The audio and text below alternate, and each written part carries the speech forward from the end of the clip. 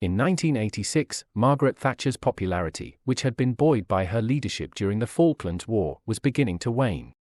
Her aggressive privatization policies and confrontational approach towards the unions had not endeared her to the public. Numerous esteemed British concerns went into private hands during this period, including Jaguar, British Telecom, Cable and Wireless, British Aerospace, Britoil, Sealink, and British Airways Helicopters. Controversy dogged the privatization of British Gas, which went against the Conservative Party's 1983 manifesto promise that it would not replace one government monopoly with another.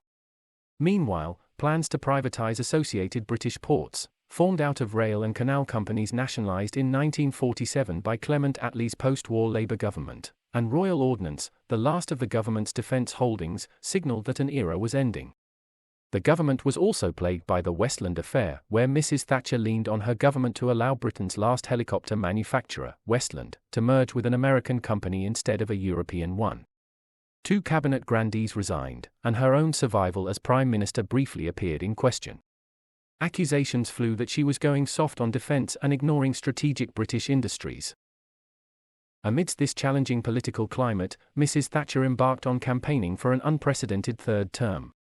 By now, she had been in office for over 7 years, a tenure longer than all but 5 of her predecessors, if counted consecutively, and no one had led their party to 3 back-to-back electoral victories since the Great Reform Act of 1832. Throughout 1986, the Labour Party led the Conservatives by 3 to 5 points in opinion polls. A watershed moment for the re-election came on the 17th of September 1986. On that day at a NATO training camp at Fallingbostel, south of Hamburg, Germany, Mrs. Thatcher scored a photographic coup when she was photographed in a Challenger tank. The tank and the scarf re-cemented her reputation as the Iron Lady. She looked like a cross between Isadora Duncan and Lawrence of Arabia, formed the Daily Telegraph. Largely unnoticed was Thatcher's companion on that day, West German Chancellor Helmut Kohl. Kohl also test drove a Challenger, and both leaders fired 6-pound practice shell 1,000 yards directly to their marks using laser targeting. "I loved it," exclaimed Thatcher. Asked about whether women should be frontline soldiers, she answered, "I'm sure after today you would approve of having a woman Prime Minister, who, after all, has to make some very difficult decisions should things ever get problematic." The tank moment surely helped Thatcher's re-election campaign.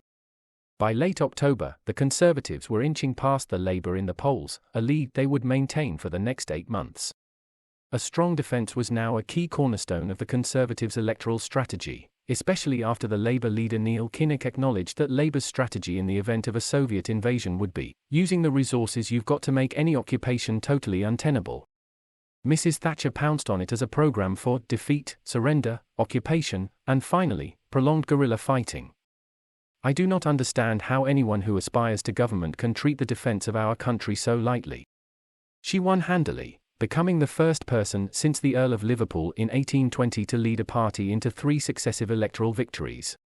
However, not all politicians who followed in her footsteps by posing in a tank fared as well. Michael Dukakis's tank moment in 1988 was widely mocked, and Liz Truss, who also posed from a tank during her tenure as Foreign Secretary, would later earn the dubious distinction of being Britain's shortest-serving Prime Minister. If you enjoyed this video, there is a lot of my back catalogue in written form on my blog www.iconicphotos.wordpress.com. I get tremendous fun out of researching and writing iconic photos, and I have over 10 years of material on that blog. I am currently trying to convert those writings into audio and YouTube formats. And I would welcome your support. You can support me, the blog, and this nascent YouTube channel via Patreon. My Patreon is www.patreon.com/iconicphotos. The links are in the descriptions below. Even if Patreon isn't your thing, you can support by liking, sharing, or subscribing to this channel and this video. Thanks for your continued support.